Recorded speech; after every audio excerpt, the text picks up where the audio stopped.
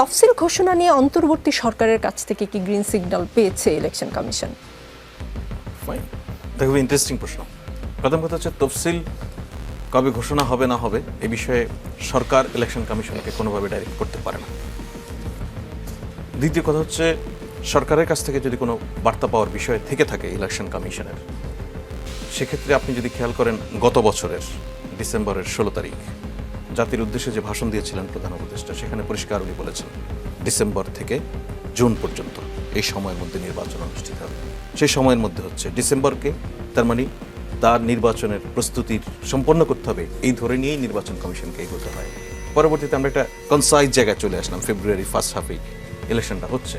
সেক্ষেত্রে আজকে আপনি যেটা দেখলেন যে মহামান্য রাষ্ট্রপতির সঙ্গে সাক্ষাতের বিষয়ে মাননীয় প্রধান নির্বাচন কমিশনার সময় চেয়েছেন। এটা খুবই একদম ট্রেডিশনাল আমাদের ইলেকশনের পদ্ধতি। আপনি যদি বিশ্লেষণ করেন সবসময়